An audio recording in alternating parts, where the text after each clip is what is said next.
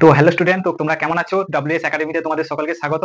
তো আজকে আমি যে গণিতটা নিয়ে এসেছি সব 2020 সালের ডব্লিউবিপি পিআইকিউ। আর প্রত্যেকটা পিআইকিউ এবারে সামনের যে পরীক্ষা আছে তোমাদের জন্য খুবই ইম্পর্টেন্ট, কারণ প্রত্যেকটা টপিক দেখো টাইপগুলো বারবার রিপিট করা কোশ্চেনের মতো। কিভাবে করা হচ্ছে দেখো। প্রথম গণিতটা, প্রথম একটা বলেছি দেখো, এক ফল বিক্রেতার কাছে কিছু আপেল ছিল। সে 40% আপেল বিক্রয় করার পর 30টি আপেল অবশিষ্ট থাকলে প্রথমে তার কাছে কতগুলি আপেল ছিল? তোমাদের কি বলেছে? যে 40% আপেল বিক্রয় হয়ে গেছে, তারপরে কত থাকছে? 30টি আপেল। 40% যদি আপেল বিক্রয় হয়ে যায় তাহলে সেটা আর নেই, তাহলে কত আপেল পড়ে আছে? যে 30টি আপেল। তাহলে 30টি আপেল মানে কত আপেল পড়ে আছে? কত? তাহলে 60% আপেল পড়ে আছে। 40% বিক্রি হয়ে গেলে কত? আর 60% আছে। তাহলে 60% আপেল সমান কত? 30টি।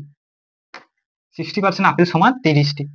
তাহলে আমাকে বের করতে বলেছে তার কাছে কতগুলি আপেল ছিল প্রথমে, মানে টোটাল আপেল। তাহলে 60% যদি 30 হয় তাহলে আমাকে বের করতে হবে কত? 100%। তাহলে 100% সমান হবে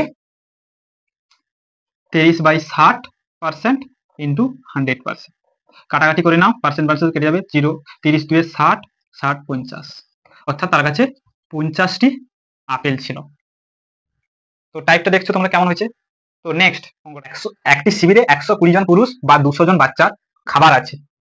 যদি 150 জন বাচ্চা খাবার খেয়ে নিয়ে থাকে তবে অবশিষ্ট খাবার কতজন পুরুষ খেতে পারবে? এই গণিতটাও পিআইকিউ। গণিতের প্রশ্ন কেমন তোমরা প্রশ্নগুলো জানাবে। প্রশ্নগুলো যদি ভালো লাগে অবশ্যই একটা লাইক করবে। দেখো, বলছে 200 জন পুরুষ বা 120 জন বাচ্চার খাবার আছে, তাহলে এটা সমান এটা, তাহলে 200 জন বাচ্চা মানে 200 জন চাইল্ড ধরে নিলাম, 200 চাইল্ড সমান 120 ম্যান। এবার বলছে 150 জন বাচ্চার খাবার খেয়ে নিয়েছে, তাহলে আমি কতটা খাবার খেয়ে নিয়েছি? তাহলে 150 চাইল্ড সমান কত লিখতে পারি? কত ম্যানে বের কনভার্ট করে নেবো আমরা, যে 120/200 ইন্টু 150 ম্যান। কাটাকাটি করে নাও, দেখো তোমাদের কাটাকাটি কত হচ্ছে। 0 0, 5 3 15, 5 4 20, 4 3 12, 0। তাহলে 30 3 90 জন ম্যান। তাহলে আমার 90 জন ম্যানের খাবার খেয়ে নিয়েছে। তাহলে পড়ে থাকছে কত? টোটাল কতজন? 120 জন ম্যান। তাহলে 90 জন খেয়ে নিলে তাহলে কতজন পড়ে থাকবে? 120 মাইনাস 90, অর্থাৎ 0 12 30, অর্থাৎ আর 30 জনের খাবার পড়ে থাকবে। আর এরপরে দেখো তৃতীয় নম্বর কোশ্চেনটা, কোশ্চেনগুলো সব আমার নিজের মতো করানো, এগুলা তোমার পিআরবি বোর্ড এইসব কোশ্চেন করেছে। দেখো কোশ্চেনটা কি দিয়েছে, যে 0.0169x সমান কত দেওয়া আছে? 13 দেওয়া আছে। তাহলে আমি একে কি করবো? প্রথম গণিতটা করার সময় রুটটা তুলবো। ফার্স্টে রুট তুলতে গেলে একটা নিয়ম থাকে, এধারে রুট তুলতে গেলে আমাকে দুধারে বর্গমূল করতে হবে। বর্গমূল করা মানে আমাদের রুট উঠে যাবে। দেখো 0.0169 আমি বর্গ করছি না, তারপরে স্টেপ করেছি। বর্গ করলে এখানে রুট উঠে যাবে আর এখানে বর্গমূল চেপে বর্গ চেপে যাবে, অর্থাৎ 13 13 গুণ হয়ে যাবে ডবল। 13 স্কয়ার মানে 13 13, অর্থাৎ 13 13 সমান হবে 169। 13 13 গুণ করবে 169, অর্থাৎ এবারে তোমরা দেখো এটা সমান কত। তাহলে আমি x সমান লিখে দিতে পারি 169 ভাজিত 0.0169 লিখতে পারি। এবারে আমরা কি করবো? দশমিক তুলে দেবো। এই দশমিকটা তুললে দশমিক পরে কটা শূন্য আছে? 4টা। তাহলে আমার 4টা 0 বসে দিতে হবে। দেখো কাটাকাটি করে না, 169 169 কেটে যাবে, তাহলে আমার অ্যান্সার হয়ে গেল 1 2 4টা শূন্য। এটা তোমাদের ফাইনাল অ্যান্সার। কত ইজি! এই টাইপের কোশ্চেন গুলো পরীক্ষার সময় ভুল হয়ে যেতে পারে, তুমি বারবার প্র্যাকটিস করতে হবে, ঠিক আছে? আর যদি ভালো লাগে অবশ্যই একটা লাইক করে। ডব্লিউবি পরীক্ষা তো তোমরা জানো একটাই পরীক্ষা, তো একটু পরীক্ষা টাফ হবেই। তো এইসব গণিত একটু করে রাখতে হবে, কারণ একটু টাফ টাফ গণিত আশা করে করতে হবে, কারণ না হলে তো অনেক ছেলে মেলে অনেক পরীক্ষা দেবে। সবাইকে তো আর পাস করানো যাবে না, সবাইকে চাকরি দেওয়া যাবে না, কিছু কাটতে হবে। তাই একটু কোশ্চেনের লেভেলটা একটু হার্ড হবে, ঠিক আছে? তো এখানে কি বলেছে দেখো, 21 36 66 দ্বারা বিভাজ্য ক্ষুদ্রতম পূর্ণ সংখ্যা। প্রথমে এই গণিতটা করার সময় আমরা কি করব, যে তিনটে সংখ্যা দেওয়া আছে আমরা লসাগু করে নেব। দেখো লসাগুটা দেখি নাও, 21 36 66। এই লসাগু হচ্ছে দেখো 7 3 21, 36 66। এবার দেখো আমি 3 করে নিচ্ছি, 3 একে 3, 3 একে 3, 3 2 6, 3 2 6, 3 2 6। আবার 2 করে নাও, 2 6 12, 2 একে 2, 2 একে 2। 3 এ নাও, 3 2 6 11। তাহলে আমাদের কাছে মূল অ্যান্সার গুলো কি হচ্ছে দেখো, 7 গুণিতক 3 গুণিতক 2 গুণিতক 3 গুণিতক 2 গুণিতক 11।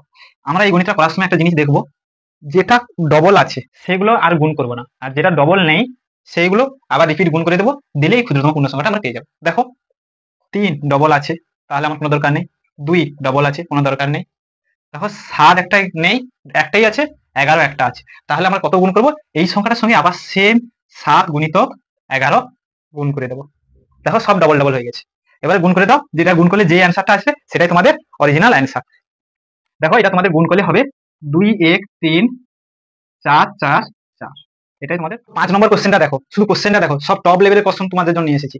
দেখো কোনো একটি ছাত্র কোনো একটি সংখ্যাকে 5 এর 3 এর পরিবর্তে 4 এর 3 দিয়ে গুণ করলো, তাহলে ভুলের শতাংশ কত? অর্থাৎ কত শতাংশ সে ভুল লিখেছে সেটা বের করতে হবে। তাহলে আমাকে দেওয়া আছে কোনো সংখ্যাকে, তাহলে কোনো সংখ্যা অ্যাকচুয়ালি দেওয়া নেই, আমি তাহলে একটা সংখ্যা ধরে নেবো কি এক্স ধরে নেবো। তাহলে আমি একটা সংখ্যা যদি আমি এক্স ধরে নেই, তাহলে কি সংখ্যা কি 5 এর 3 পরিবর্তে 4 এর 3 দিয়ে গুণ করে দিয়েছি, তাহলে আমার অ্যাকচুয়ালি কি সংখ্যাটা কি এক্স ধরে নিয়েছি। তাহলে আমার সংখ্যাটা যদি কত বেশি ধরা হয়ে গেছে, 5 এর 3 লেখার দরকার ছিল 4 এর 3 লেখা আছে, তাহলে আমি কি করবো 5 এর 3 মানে বা 5x/3 থেকে কত বিয়োগ করবো, যে 4x/3 বিয়োগ করে দেবো, কারণ এটা বেশি লেখা হয়ে গেছে, যে 5 এর 3 লেখার পরিবর্তে যে 4 এর 3 দিয়ে গুণ করে দিচ্ছি। এবারে কইছে যে ভুলের শতাংশ বের করতে হবে। ভুলের শতাংশ বের করার জন্য তোমাকে নিচে কত দিয়ে গুণ করতে হবে, যে কত লেখার কথা ছিল 5 এর 3, তাহলে আমার 5/3x দিয়ে গুণ করে দেবো। এবার এটা বলছে শতকরা বলেছে, তাহলে আমি একে 100 দিয়ে গুণ করে দেবো, দিলে এটা ক্যালকুলেশন করলে তোমাদের অ্যান্সার চলে আসবে। দেখো কি ক্যালকুলেশন, দেখো এটা তোমাদের ছোটখাটো, দেখো একেবারে করে দিচ্ছি। দেখো নিচে 3 লসাগু হবে, অর্থাৎ 5x * 4x বিয়োগ করলে কত হবে x, আর এটা কত দেখো এখানে 5/3, তাহলে x/3, আর এটা হবে 5x/3। দেখো x x কেটে যাবে, 3 3 কেটে যাবে, ইন্টু 100, তাহলে তোমাদের থাকছে কত 1/5 ইন্টু 100, অর্থাৎ 5 দিয়ে কাটাকাটি করো, 5 দিয়ে 10 শূন্য, অর্থাৎ তোমাদের অ্যান্সার 20, অর্থাৎ ভুলের শতাংশ কত 20%। কত ইজি হয়ে গেল কোশ্চেনগুলো। আর এই সমস্ত কোশ্চেন এবার তোমাদের জন্য খুব ইম্পর্টেন্ট আছে, কারণ এগুলো একটু ভুল করে সবাই স্টুডেন্টরা। ভিডিওগুলো ভালো লাগে অবশ্যই লাইক করে যাবে।